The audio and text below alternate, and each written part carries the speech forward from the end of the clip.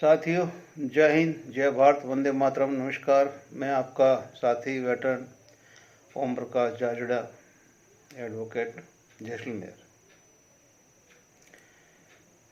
अभी मैं आपके सामने बड़े दुख के साथ में ये उपस्थित हुआ हूँ कि जो हमने मेहनत की थी काम नहीं आई। आचार संहिता तो लग ही चुकी है, बस आदेश हाथ में आना बाकी है, आ जाएगा। और लड़ाई आपस की अभी बुझी नहीं है। अभी भी उनके दिलों, किसी के दिलों का अभी तक वो जो न तो खून ठंडा हुआ है, न उनका उबाल ठंडा हुआ है, न अभी तक उनके पुराने जख्म भरे हुए हैं। हमारे पे इल्ज़ाम लगाने वालों को हम इतना ही कहना चाहेंगे, भैया हम तो कल आए हैं पेंशन, 7वें पे कमीशन में आए हैं पेंशन। 7वां पे कमीशन हमारे को तो गवर्नमेंट ने वैसे ही मार के दिया है, तो हम तो वैसे ही मरे हुए हैं। और आवाज़ उठा रहे हैं, लड़ रहे हैं, तो उन्हीं के लिए लड़ रहे हैं जो हमसे पहले ही दुखी है। और ये जो पता नहीं कोई कुछ वीडियो चढ़ा रहा है, कोई किसी को अप्रोच कर रहा है, कोई किसी को संबोधन करके गाली दे रहा है।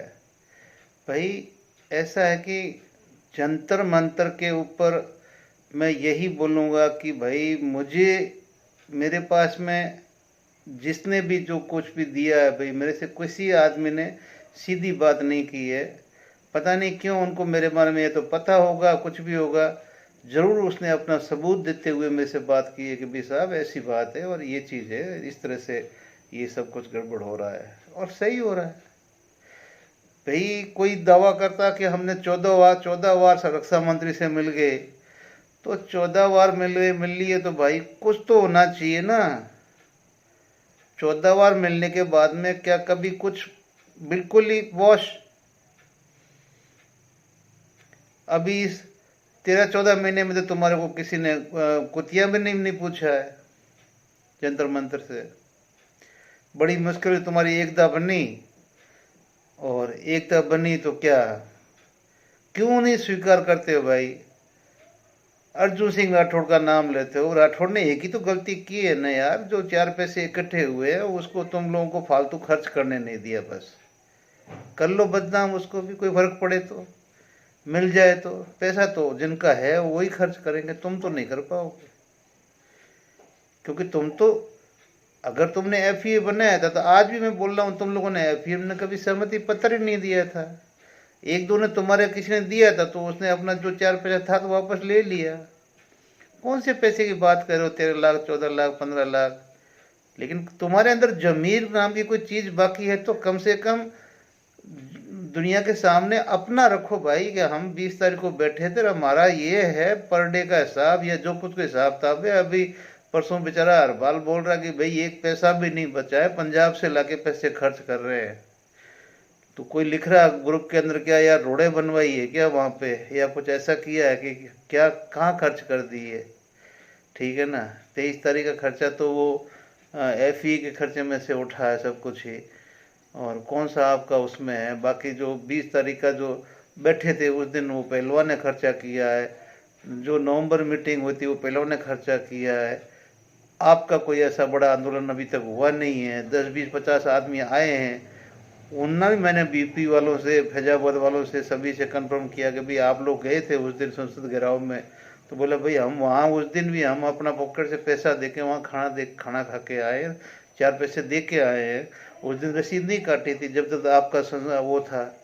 तो मैं, तुम लोग सिर्फ पैसे के सिवा और कोई बात करोगे नहीं, और पैसे की जब की कोई बात करेगा तो तुम लोग टट्टी पेशाब की बात कर लेते हो। इसलिए हम यही बोलते हैं कि तुम लोग सारे स्टूल टेस्टर हो, स्टूल टेस्टर। ठीक है ना।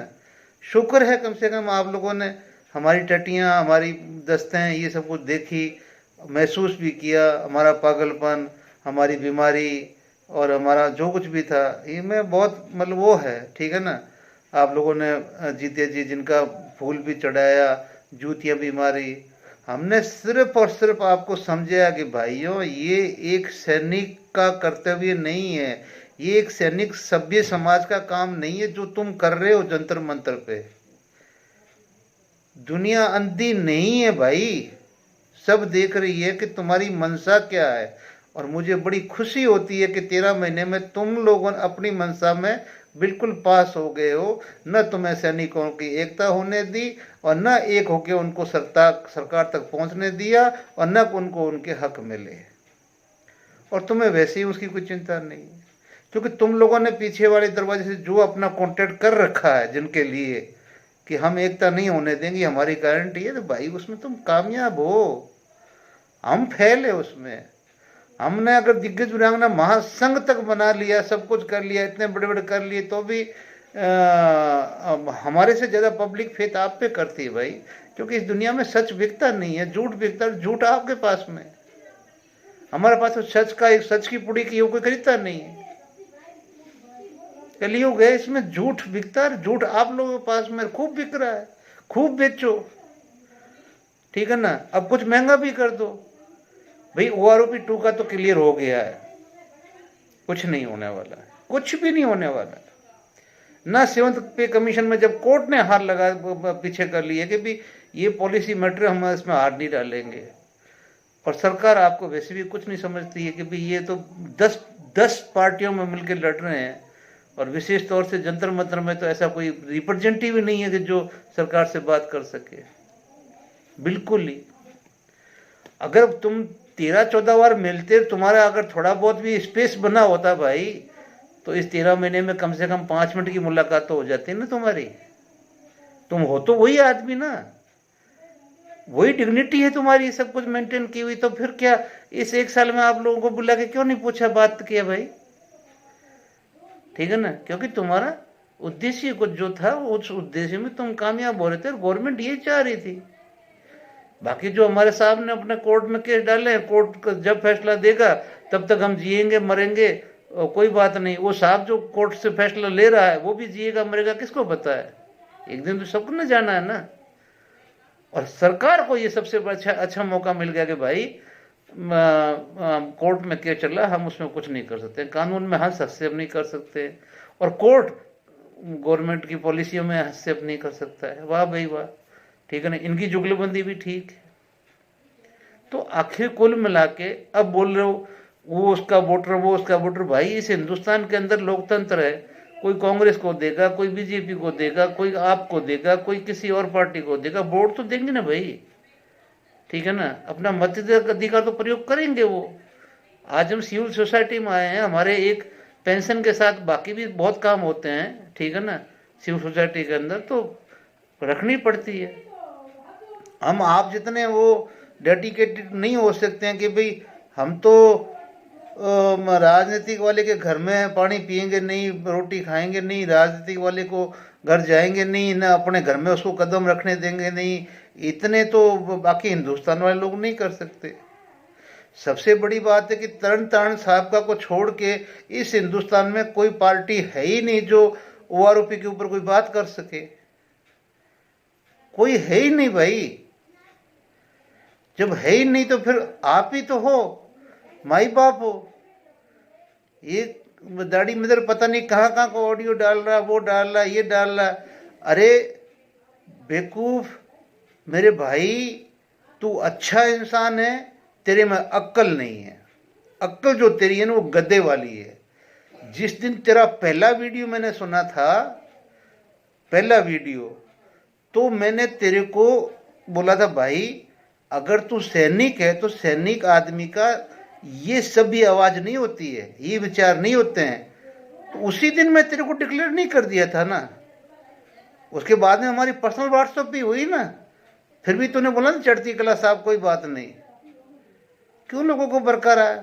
तेरे को क्लियर बोला कि तेरी इस लैंग्वेज से, तेरी इस बिहेव से तू कुछ नहीं ले पाएगा। ये बात है 14 महीने पहले की, जब पहली बार तेरी आवाज सुन के बोला था कि ये बेटा ऐसा काम मत कर, ऐसा काम मत कर, अपनी भाषा को सुधार, अपने व्यवहार को सुधार।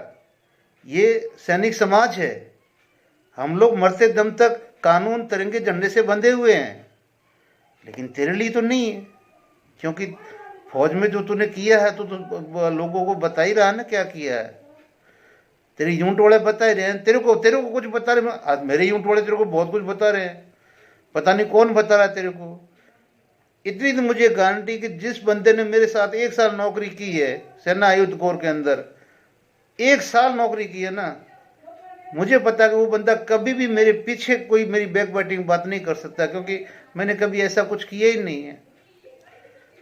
तो क्यों मतलब पब्लिक में फैला रहा है? मैं तो ये कहता हूं कि तुम लोगों ने OROP 2 के अंदर जो विसंगतियां थी, बाकी जो 7 CPC में से विसंगति, जो मुद्दे तुम लोगों ने आगे उठाने थे, तुमने अपने निजी स्वार्थ के अंदर सबकी बलि चढ़ा दी। और वो कोई बड़े नहीं है, तुम 4 आदमी 35 लाख पे भारी पड़े हो। 4 आदमी, नलिन तलवार, मास्टरमाइंड ऑफ द गेम।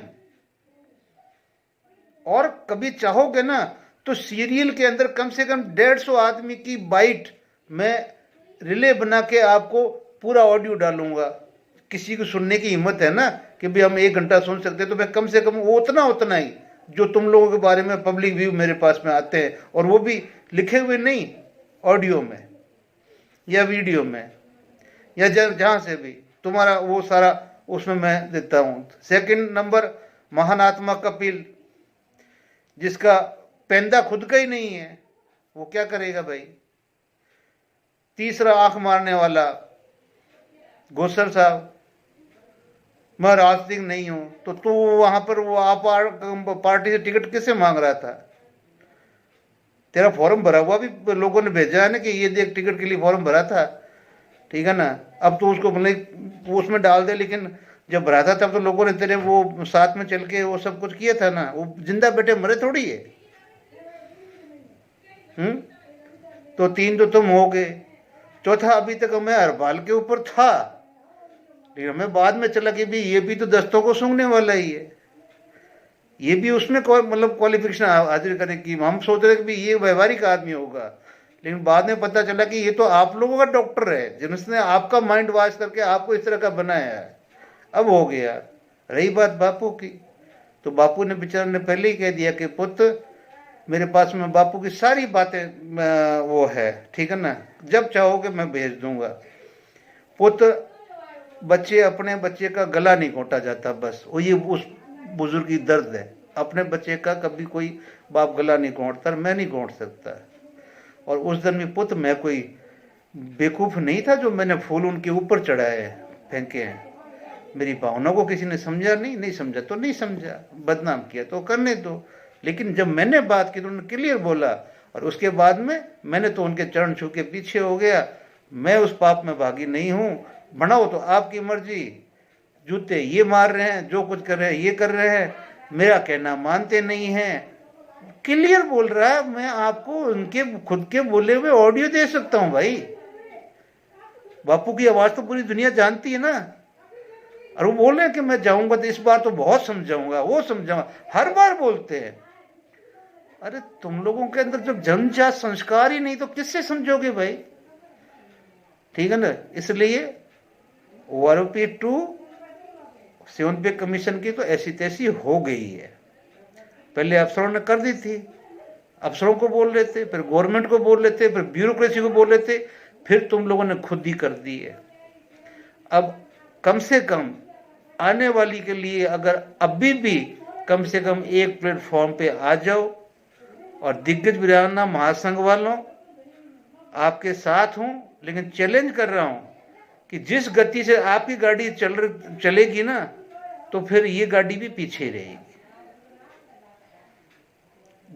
जब तक ग्राउंड पे अब कोई देखे कि जंतर पथ में जाके काम हो गया तो नहीं होने वाला, तो बैठे हैं ना। पर वो फिर तो गोपाल को या अपने जनक को इनको अच्छा सर्टिफिकेट दे दो ना। इन्होंने एक दिन ही नहीं छोड़ा है, मिल जाना चाहिए अपने को, 3-4 आदमी से मिलता। तो जिनको चाहिए सबको उतरना पड़ेगा ग्राउंड के ऊपर। सरकार चाहे किसी की आए, ठीक है ना। EVM नहीं गई तो सरकार तो यही आएगी, EVM गई तो हो सकता है थोड़ा सा डावाडोल हो सकता है। फिर भी मुझे पता है जाएंगे वहीं। क्यों? कि उनको पता कि जिसने दिया है वही देगा, तो भी जाओ, देगा तो मना क्यों करें हम। दे देगा तो अच्छी बात है, पहले भी दिया फिर दिया, लेकिन तुम्हें जितना दिया नहीं उससे पहले उससे कई गुना ज्यादा तुम्हारे को 14% के ऊपर तुम्हारा सिविल पे कमीशन रखे, उसने सब कुछ काट दिया। ठीक है ना। और 8वें साल में जाके 8वें साल में जाके तुम लोग है जो 50% डीयू को पास किया है, तो फिर पीछे का इतिहास देख लो ना। इतिहास में क्या हुआ है कि 8वें साल में तुम्हारा डीए कहाँ तक पहुंचता था, और आज की महंगाई आज की देखो, क्या ये 4% के काबिल है? ये आंकड़े कौन चेंज करता है? आंखें हमारी क्या वो है या बुद्धि के अंदर है? ठीक है ना, कि सरकारी आंकड़े सारे के सारे ये कोई पब्लिक डोमेन में आते ही नहीं है, जो मर्जी उन्होंने अपना डिक्लेयर कर दिया, आप मान लो बस। ठीक है ना। अब इसके हिसाब से अगर 100% आपका डीए होगा 16वें साल में जाके, ठीक है ना, कहाँ जरूरत है अपने को? कौन देगा आपको बेसिक अपना ये ऑटो पे कमीशन? वो भी नहीं देगा। फिर भी वोट तो हम इन्हीं को देंगे भाई, वोट तो फिर भी इन्हीं को देंगे। क्यों दो? क्यों? समझ जाओ। इसलिए न पक्ष न विपक्ष, एक ही बात है इस जडेजा की, अभी भी वक्त है। हमारे साथ में धोखा हुआ है, बहुत बड़ा हुआ है। जो तुम्हें जयचंद कर रहे हैं वही जयचंद है, वही गद्दार है, वही सब कुछ है। पहचानो इनको। और अभी नहीं तो कभी नहीं, सही है, लेकिन अभी आप तुरंत सरकार बनते ही दिग्गज वीरांगना संघ के सभी सदस्यों को, सभी घटकों को जंतर मंतर में बैठ जाना चाहिए अलग से। कोई बोले हमें कि तुम्हें आना, मैं आ जाऊंगा। जय हिंद, जय भारत।